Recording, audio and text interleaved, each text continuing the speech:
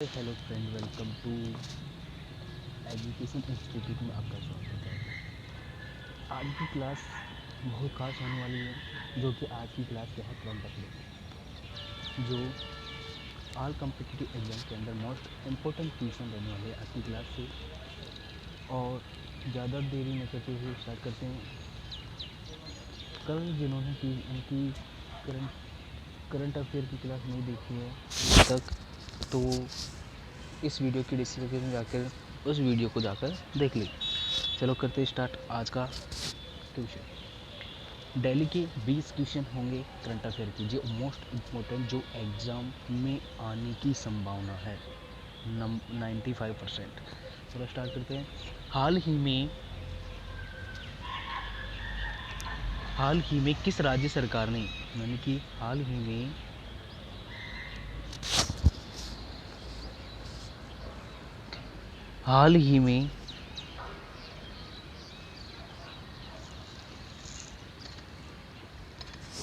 ही में किस राज्य सरकार ने एनम एजुथम योजना शुरू की है।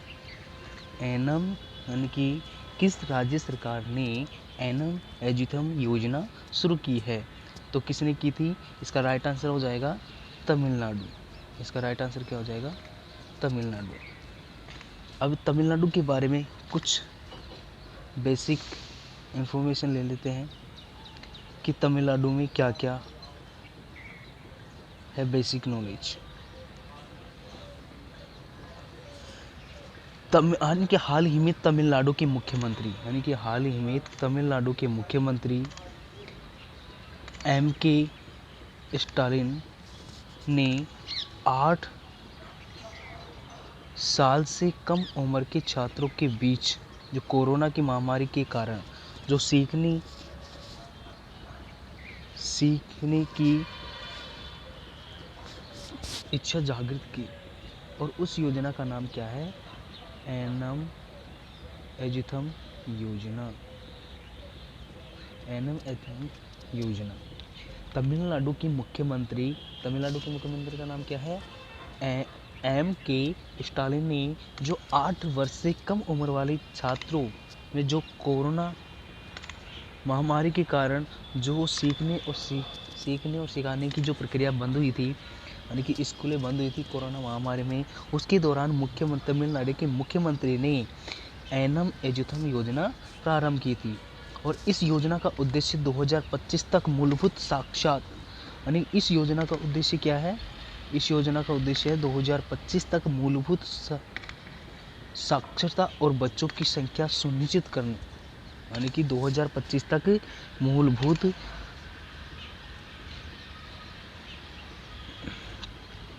साक्षरता और बच्चों की संख्या सुनिश्चित करेंगे। यानी कि इस योजना के तहत कितने बच्चों ने इस योजना का लाभ उठाया। नेक्स्ट क्वेश्चन की बात करते हैं कि हाल ही में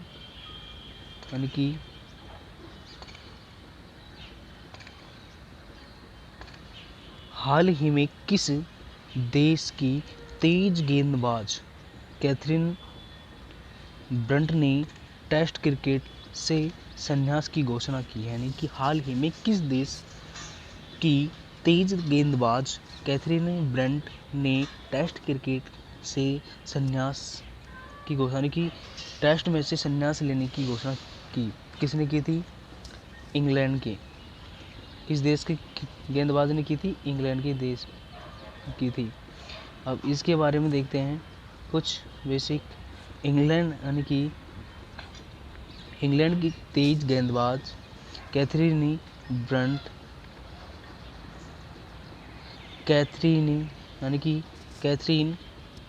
हेलन ब्रंट ने टेस्ट क्रिकेट से संन्यास लेने की बात की, घोषणा कर दी। हालांकि में वो वनडे और T20 क्रिकेट खेलना जारी रखेंगे। यानी कि वो किस में ली थी संन्यास? Test cricket. यानी कि टेस्ट क्रिकेट में उन्होंने संन्यास लेने का फैसला किया, और हालांकि में वो वनडे और T20 खेल जारी है उन। ब्रंट ने 2004 में इंग्लैंड के राष्ट्रीय यानी कि टेस्ट टीम में डेब्यू किया था। ठीक है, नेक्स्ट क्वेश्चन की बात करें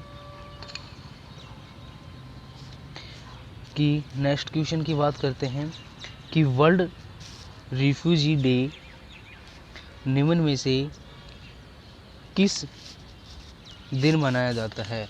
वर्ल्ड रिफ्यूजी डे किस दिन मनाया जाता है? तो कब मनाया जाता है? तो 20 जून को मनाया जाता है। कब मनाया जाता है? 20 जून को। हर साल, यानी कि हर साल 20 जून को विश्व भर में शरणार्थियों को सम्मान देने के लिए वर्ल्ड रिफ्यूजी डे मनाया जाता है।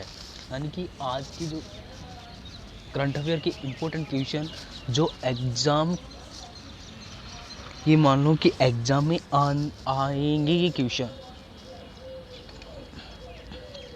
नेक्स्ट क्वेश्चन की बात कर रहे हैं।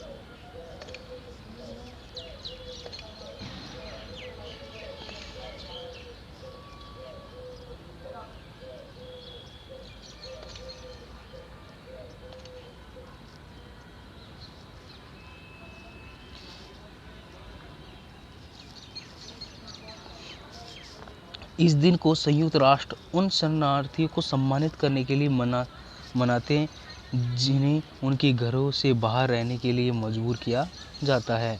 रिफ्यूजी या शरणार्थी उन्हें कहा जाता है जिन्हें आपदा, बाढ़, संघर्ष, महामारी, युद्ध, प्रताड़ना, पलायन, हिंसा और इन सब से किसी भी एक कारण में एक जगह को छोड़कर दूसरी जगह पर जाने को मजबूर होना पड़ता है, उसे क्या कहते हैं?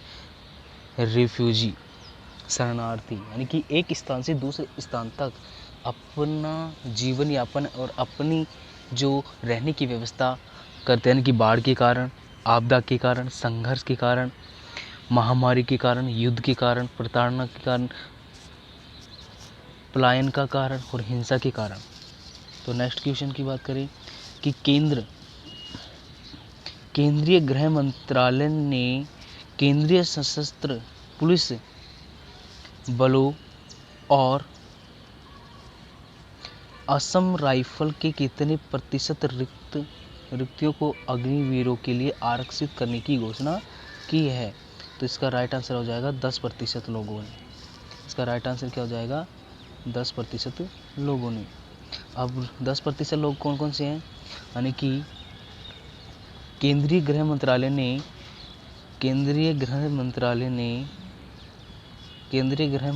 केंद्रीय सशस्त्र पुलिस बलों यानी कि और असम राइफल 10% रिक्त को अग्निवीरों के लिए आरक्षित करने की घोषणा की है। केंद्र ने सशस्त्र बलों में लघु अवधि के लिए सुविधा आधार जवानों की भर्ती के लिए हाल ही में अग्निपथ योजना की घोषणा की है। ये क्वेश्चन आ सकता है कि अग्निवीर योजना क्यों प्रारंभ की और कहाँ प्रारंभ की? केंद्रीय गृह मंत्रालय के द्वारा ये केंद्रीय सशस्त्र पुलिस बल और असम राइफल में 10% रिक्त भर्तियों को अग्निवीरों के माध्यम से भरने की घोषणा की है।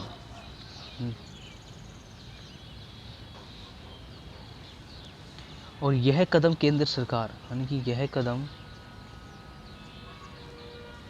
यह कदम केंद्र सरकार की तरफ से सेना को औसत उम्र कम करने के उद्देश्य से उठाया गया है। अग्निपथ भर्ती योजना के अंतर्गत सेना के 4 साल के लिए यानी कि युवाओं को भर्ती कराया जाएगा और उन्हें इसके साथ नौकरी से छोड़ते समय सेवा निषेध पैकेज मिलेगा। यानी कि सेवा निषेध पैकेज क्या मिलेगा? यानी कि इस अग्निपथ, यानी कि जो ये अग्निपथ है, अग्निपथ होता है 4 साल का। कितने साल का होता है?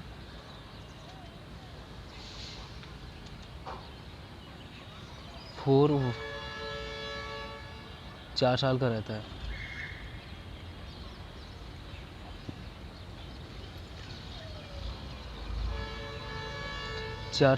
है।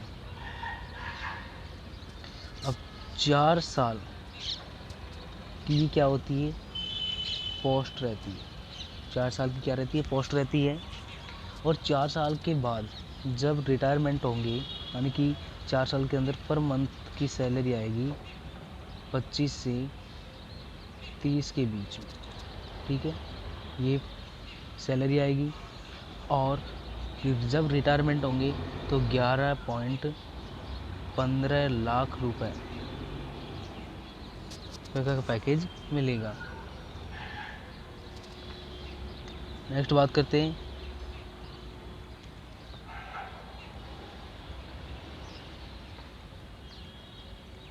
निम्न में से किस देश को financial action task force FATF की ग्रे लिस्ट में बरकरार रखा गया है।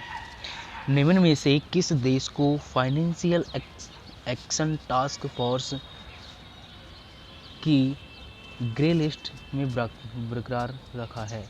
तो किसने रखा है? तो इसका राइट आंसर हो जाएगा पाकिस्तान ने।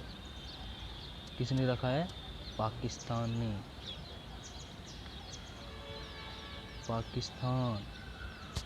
पाकिस्तान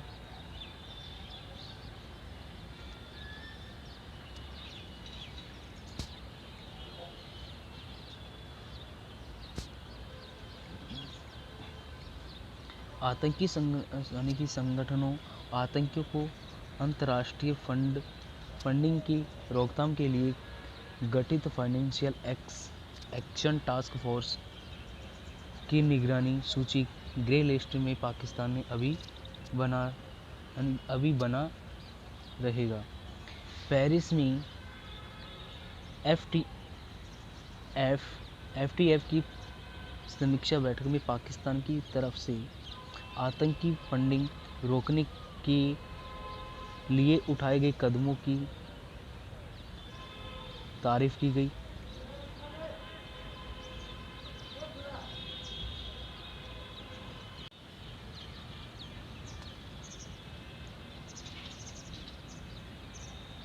FATF के नियम के मुताबिक ग्रे सूची से किसी भी देश को हटाने का फैसला शीघ्र अधिकारियों की टीम की तरफ से भौतिक जांच यानी कि उक्त देश का दौरा करने के बाद किया जाता है।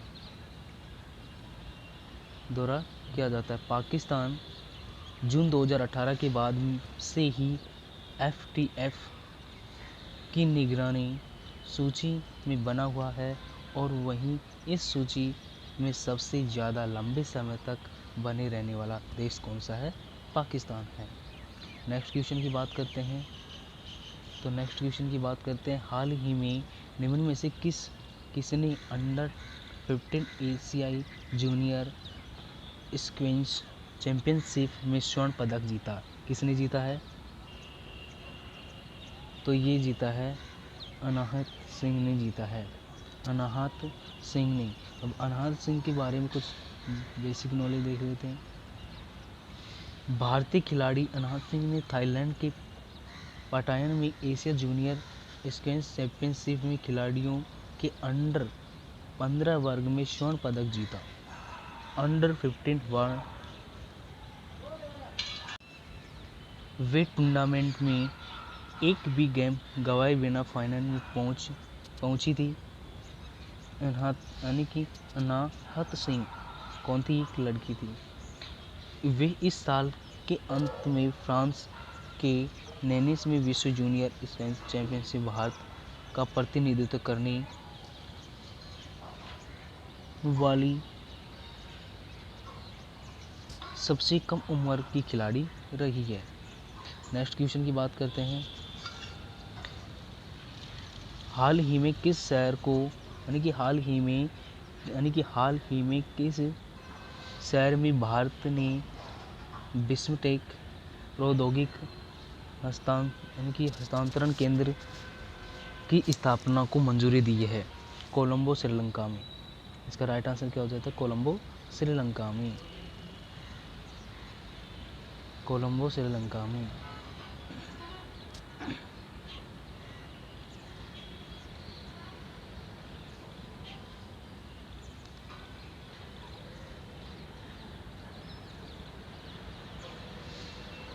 केंद्रीय मंत्रिमंडल ने कोलंबो में विस्मटेक प्रौद्योगिक हस्तांतरण केंद्र की स्थापना के लिए भारत द्वारा एक मेमोरेंडम ऑफ एसोसिएशन को मंजूरी दी। 2022 में बिम्स्टेक का शिखर सम्मेलन 5वां, जो श्रीलंका के कोलंबो में 30 मार्च 2022 को आयोजित किया गया था। बिस्मटेक द वे ऑफ इसकी फुल फॉर्म है द वे ऑफ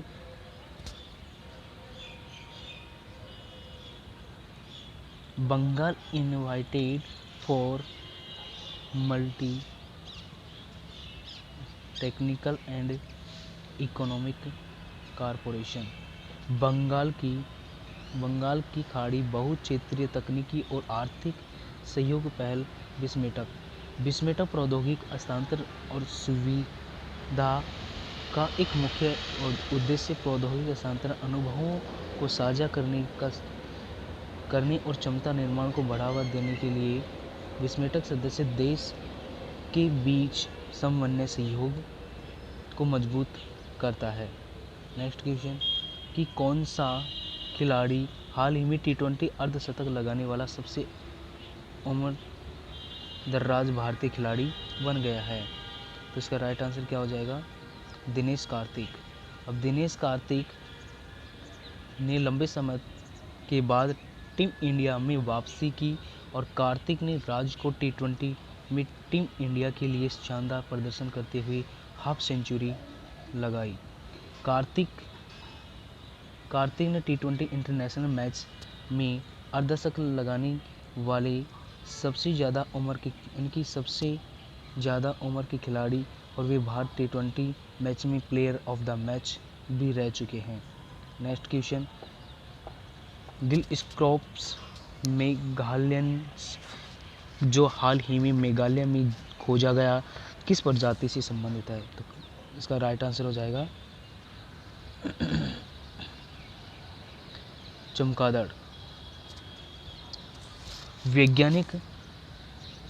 वैज्ञानिकों की एक टीम मेघालय में एक बांस के जंगलों से बांस में रहने वाले चमगादड़ को एक नई प्रजाति की खोज की और इस प्रजाति का नाम है गिलस्क्रोप्स मेघालयंस नाम दिया गया था।